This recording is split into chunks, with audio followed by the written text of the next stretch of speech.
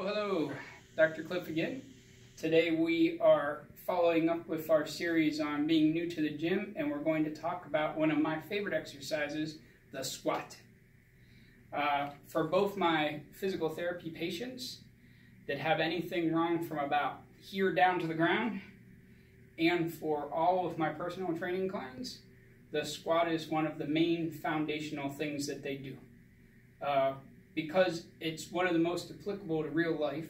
You have to get up and down off the toilet. That's pretty important. You have to get out of chairs. You have to get in and out of the car.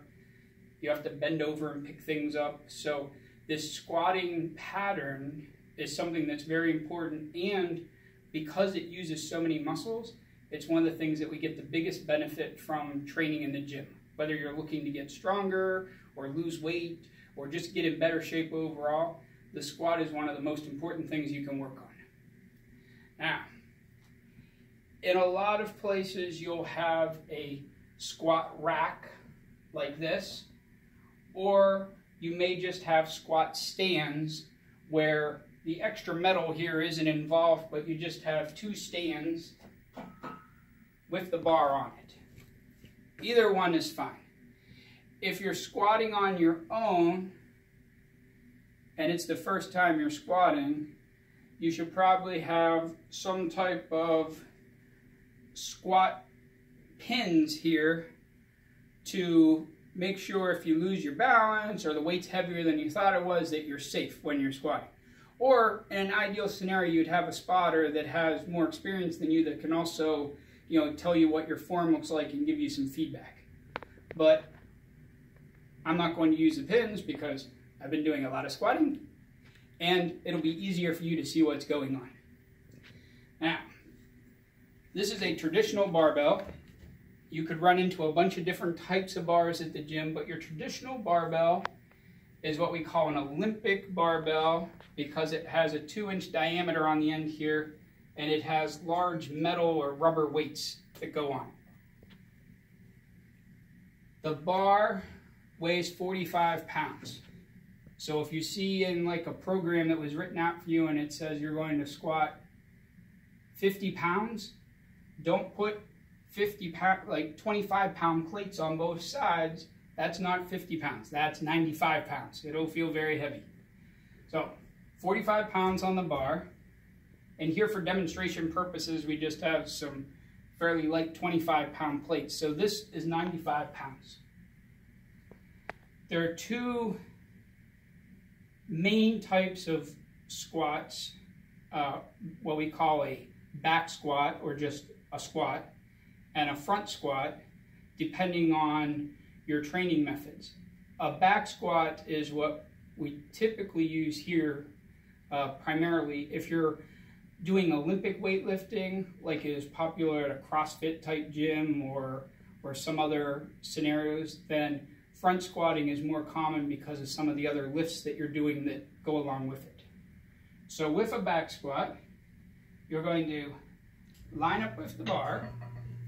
There's some notches on here. Almost every bar has at least one set, maybe two sets of notches to allow you to tell where your hands are and replicate it each time so that you're even on the bar.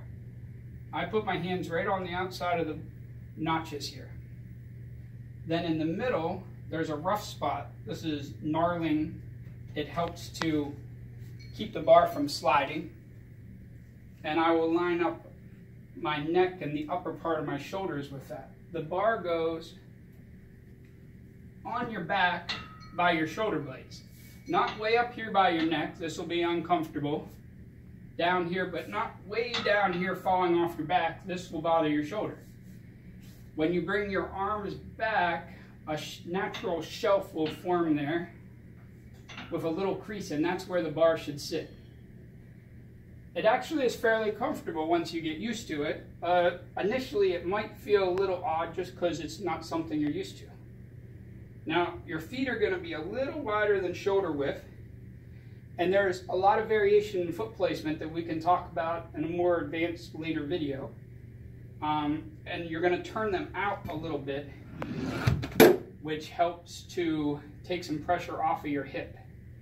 Then you're going to push your hip back and push your knees out as you let your knees bend until you get to parallel or just below, and then stand back up. Now, when you're actually squatting, that'll be a little bit faster, but I'm doing it slow just so it's easier for you to see.